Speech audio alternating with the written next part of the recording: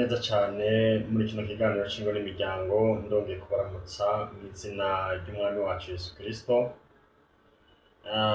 Nongeye kubaha kaze, Imana ishimwe, ndabaramukije amahoro ya Kristo Yesu, nizere ko mumeze neza. Amahoro y'Imana n'abane namwe. Hanyuma Imana yongeye kungira ubuntu ko nongera guca hano kuri My Family Ninkuru TV.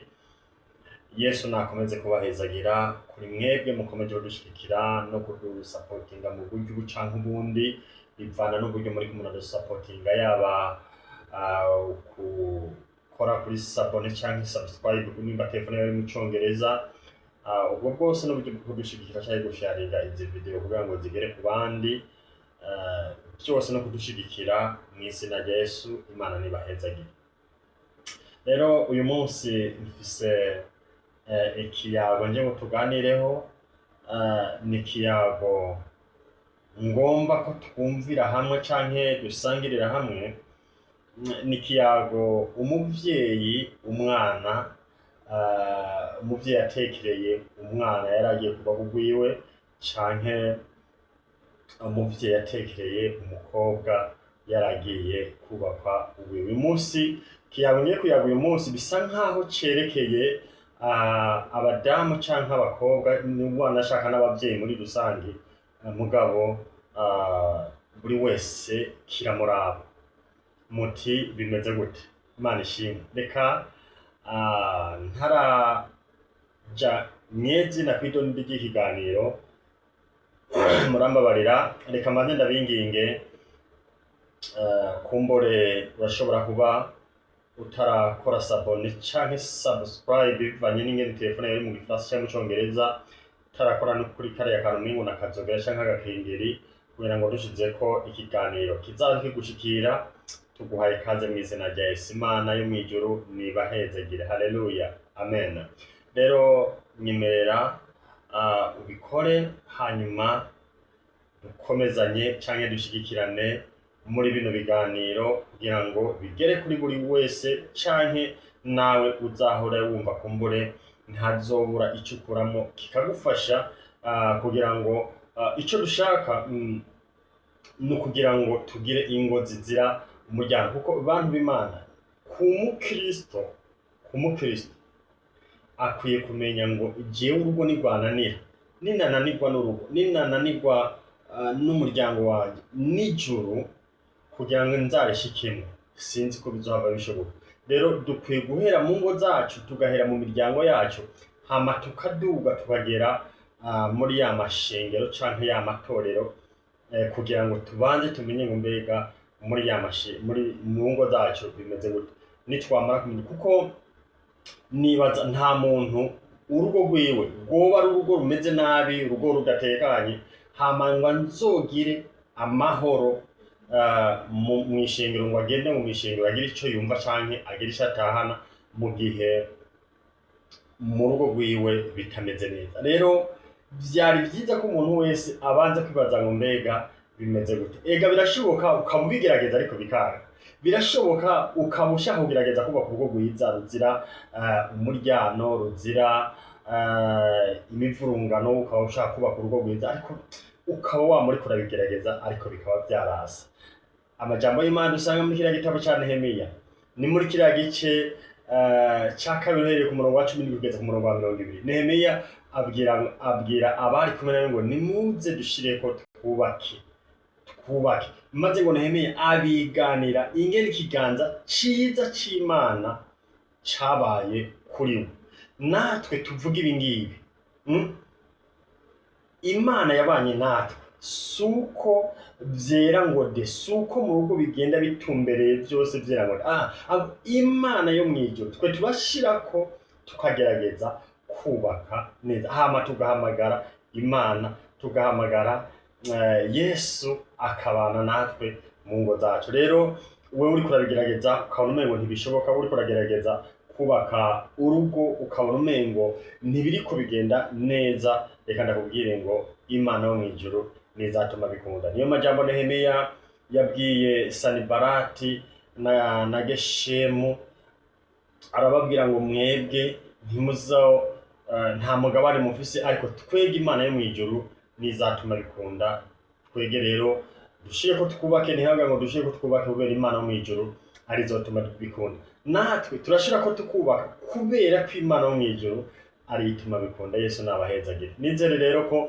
mumeze neza. Muti rero ico kiganiro canke izo mpanuro umuvyeyi yatekereye umukobwa yarageze kuja kubaka zari zimeze gute? Ndaje gatoyi amasegonda make gusa n'izina rya Yesu. Hanyuma rero umuvyeyi yicarika umukobwa bwaca aja kubaka. Yari se umukobwa aramwicarika aramubwira ati nta kintu kinezeje nk'uko ejo buca uza kubaka. Ni ibintu nari ntegereje, ni ibintu nari nipfuje, none buca biba birabaye. Ti mwana wanje ngiye kugutekera impanuro kandi izi mpanuro uzazigendereko. Aramubwira ngo mwana wanje, igihe wiga amashuri cagiye wa munsi warangiza amashuri wasavye amafaranga yo kuriha ishuri, ayo mafaranga jewe ntabwo nari ndayafise, ariko ayo mafaranga mama we yarayafise arayampa. Mama we ntiyarananiwe no kugira gute no kuyakwihera we muje kuyariha, ari mugabo kubera ingene mama we yanyubaha arayampa kugira ngo nanje ndavuga ngo ntasuzuguze ntibigaragare ko jewe ntafise amafaranga, kuko vyaje kugaragara ko ntari umugabo awushitse kubera ko ata amafaranga afise yo kurihira umuvyeyi. Hanyuma aramubwira ngo ikindi, mama wawe ibihe vyose twabana, ariko subiye inyuma gato aramubwira ngo nawe mwana wanje nubona umugabo ataco afise ntuze wigere ukora ikosa ryo gufata, nimba hari ideni umugabo yafashe ufata ugenda uzana amahera we wawe biyariha, genda uyatore uzohereze umugabo wawe agenda n'iryo deni ati kuko birashika umugabo akaburanirwa ariko wewe ukaba uyafise. Ntuzokora ikosa rero kugira ngo ufate amafaranga uyarihe utayaha mugabo. Reka mvuge kano kantu gatoyi kigeze kuba ni sindabivugaho cyane, ni inkuru yigeze kumva ko jewe n'umudamu wanje kumbure igihe kizagera canke ibintu bizashoboka. Uyu munsi ntibirakunda ariko ndabizi umunsi umwe hari umunsi Yesu azabikora ibi mvuze nawe akazoza kuvyivugira, ari we madamu wanje nyina w'abana banje. Cari igihe nari mu bihe bitoroshe, hanyuma we yari afise udufaranga dukeyi mugabo nyene hari ukuntu twe tubanye canke twibereyeho nyene, kuko yabona ata kintu mu mufuko kiriyo, yarambiye ngo ngomba tuje gutembera. Hanyuma muri ya mahera yari afise afata ibihumbi 10 arabimpereza ngo ya mahera yabike. Ambwira ngo tuje gutembera kuko n'uyu munsi turafise abana batari bato bakuze pe, ari bakuze. N'uyu munsi jewe nawe turatembera tugafata kanya, abana bagasigara aho two basiga barakora mu gatwege, tugafata kanya tugatembera. Hama mpa vya bihumbi 10 ndabishira mu mufuko, turagenda. Dushitse ahantu runaka aravuga ngo twicare, ndamubaza nti none aya mahera wayampereye iki? Arambwira ngo naje kukugurira ifanta. None waje kugurira ifanta kwa mahera wayampaye wewe ntwe wayabika, we ntasha kosho ufise kubera ko wayampaye. Ngo none wagomba aba ari jewe nza kuriha amahera kandi turi kumwe? Jewe birafise ico vyakoze muri jewe, birafise ikintu vyubatse hagati yanje na nyina w'abana banje, birafise ikintu gikomeye vyubatse. Hanyuma ivyo reka ndabirangiriza kumbura igihe kizagera azaza vyivugire ingene we yavyiyumviriye kugira ngo akore ico kintu. kumbure arafise nyene impamvu yiyumviye gukora ico kintu. Hanyuma umuvyeyi arabwira umukobwa ati yewe uze ugerageze ntuzukore iryo kosa ryo gufata amafaranga gukora ikintu umugabo wawe ahari, muhereza uvuga uti papa runaka canke runaka genda kora ikintu. Hanyuma ati mu minsi twabanye na mama wawe ntabwo yigeze ankoza isoni, ntibisigura ko amakosa ntayakora. Amakosa ndayakoze, ntiyigera aduza ijwi hejuru ngo avuga ko ankankamira canke antuka. Icambere uwo munsi yaraceceka akazobimbaza igihe giheze kugira ngo ntahava bizanamwo ishavu, kuko ibintu bigikwa bikimumushira biba birimo ishavu akabizana uwundi munsi. Ati kandi ico gihe naronka uburyo bwiza bwo kubimusobanura, kumbura yagiye naba nabikoze ntabishaka, ariko uwo munsi yakabimbazaho n'ishavu, hari igihe naye guca ntwagwa n'ishavu ugasanga bibaye bibi mu rugo rwacu, akiko yaranuma agaceceka akabimbaza ikindi gihe ishavu kuri we ryagabanutse akabimbaza mu rwaneza. Nanje mu kubimubwira nkamubwira neze umutima wanje ukabirekura, nkamubwira ingene vyagenze kugira ngo nkore ayo makosa. Aramubwira ati rero umwana wanje ugiye kubaka urugo kugira ngo urugo rwawe ruzobe rwiza, ntugomba kuzashira isoni ngo umugabo wawe yaguye mu ikosa hamuze umushibaguzwe kuvuge cyane, umuvugire hejuru ngo ibi wakoze n'ibiki. Ca bugufi witonde uvuge make, uwo munsi wanashaka unaceceke. Hanyuma ikindi uhengere iminsi iheze, hama ugire kumbure ugire icyo umubajije kuri ayo makosa azoba yakoze. Aramubwira ngo ivyo bizotuma urugo rwawe rumera neza, ruba urugo rwiza. Ikindi yamubwiye, aramubwira ngo mwana wanje, vyarashitse igihe kimwe mama waramfata mfashe ibiganza, mfashe ibiganza vy'uyundi mugore, irari ryari ryazamutse, irari ry'ubusamba ryari ryazamutse, mugabo yarabibonye ntaco yavuze. Ariko sinasambanye uwo munsi, mugabo ico gihe yarabibonye ko irari ryari ryazamutse, we ntiyavuze, yaracecetse. Hanyuma aranuma abimbaza ikindi gihe, kandi ico gihe kubimbaza narabimusobanuriye ndihana ndamusaba imbabazi, kandi vyaciye birangira. Imana idufashe cyane, bica birarangira dukomeza amahoro. Ikindi aramubwira ngo birashoboka ukazogira akazi kenshi mwana wanje, ukazogira akazi kenshi gatuma utaha warushe, kandi mu vy'ukuri ugataha waje mbere bikanashika umugabo wawe ntazo afise akazi kamuruhisha, agataha kare ugataha warushe wamerewe nabi. Hanyuma yagukenera muri vya bihe vy'umugabo n'umugore bubatse mu cumba cabo, yakubwira ko agukeneye,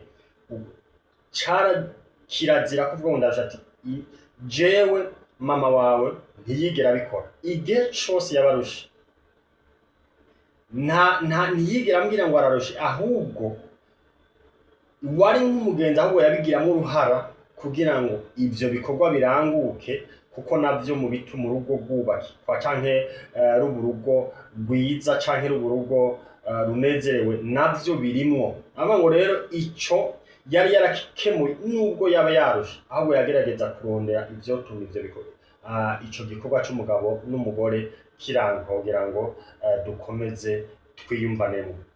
Amutekera amajambo ati rero wewe birashobora zo gufisa akazi kenshi, ntuzuhirahire ukora ikosa ryo kubwira umugabo ngo ararushe, ahubwo nuzobona we atanica ariko aribwiriza ngo agire ivyo akubajije canke akora ikimenyetso yikwereka ko hari ivyo agushakaho, wewe naho uzoba warushe uzotegerezwa kugira uruhara kugira ngo ico gikorwa gire gute gishoboke. Imana idufashe cyane. Aramubwira ngo ntuze wigere ukora ikosa ryo kuvuga ngo ko warusha. Izo ni impanuro umuvyeyi yatekereye umwana wiwe agiye kubaka. Ngaruke gatoyi nibarize wewe unyumva canke uzankurikirana ejo canke hirya y'ejo, mu kwezi kuza canke mu mwaka utaha, biravana n'igihe iyi video izagushikirira. Mbega wewe urugo rwawe bimeze gute? Mbega iyo wa mugore warosa amahera imbere y'umugabo wawe wifata gute? Mbega iyo wakoze akazi ukaroha, mbega iyo umugabo akubwiye ngo aragukeneye, ni iyihe nyifato wifata? Dufatiye ku by'uwo muvyeyi hano, uwo mwana wewe wifata gute? Haleluya, Imana ishime. Bene data, arabantu ibintu bashaka kubizanamwo, sinzi ko novuga ngo iki, mvuge kwimenyera, ugasanga umugore afise amahera menshi gusumba umugabo, agaca yumva ko ariwe ahambaye, ari wakomeye asumba umugabo, ahubwo yumva ko yoba umugabo, wari umugabo nawe akaba umugore. Ariko suko Imana yabitegetse, ntabwo bishoboka, ntibizigere bibaho. Na babandi twiba turumva bavuga ku marezo sosiyo ngo baragomba ubwigenge, ngo umugabo ngo agane n'umugore, ntibizigera bibaho. Ntabwo bizigera bishoboka, kuko umugabo arafise ubudahangarwa yahawe n'Imana. Iyo mvuze ibi, hari abadamu bahora banyumva nabi bakavyumva kutariko, ariko uko wavyumva kose abagabo barafise, Bibiliya bita ngo n'umutwe. Umutwe, Bibiliya ivuga ngo nk'uko Kristo ari umutwe w'ishengero, ngo niko n'umugabo ari umutwe w'urugo. Rero wewe ushaka kuzamuka ngo uze kungana n'umutwe, sinibaza ko bizagushobokera, kuko yani mu mwuka ntivyemera. Shaka ubura umupagani, ubura umuntu w'umupagani ushaka kungana n'umugabo wawe, nubwo yoba ari kinyabyaha kimeze gute, ntibishoboka, kuko uwo n'umunyabyaha mugabo hari ukuntu Imana yabigize, nuko yoba ari kose ni kiremwa c'Imana. Ico kiremwa c'Imana rero kirafise ubudahangarwa cahawe n'Imana. Imana ishimwe. Rero ahangaha reka ndangiriza hano, ariko nagomba kukubaza wewe, ni kihe kintu ukuye muri iyi nama uyu muvyeyi yagiriye umwana we? Mbega wewe bimeze gute? Hora ubikora gute? Amen. Uyu munsi turabona abadamu bafise amafaranga kwerehe, arazamuka. Imana idufashe. Umunyabwenge umwe yarabivuze, yabikiye ko komedera avuga ngo umugabo arashaka kugaburira umuryango we cyangwa umugore wiwe imyaka myinshi, atari ku mugore iyo arosa amafaranga akagaburira umugabo iminsi 2 yonyine, aca avuga ngo nta mugabo urimwo. Ni kubera iki bimeze uko? Imana idufashe cyane. Rero reka ndangiriza hano, kumbure Yesu nabitwemerera nzogaruka twongere tuganire. Yesu ahezagire, mugire umunsi mwiza, tuzasubira utaha. Amen.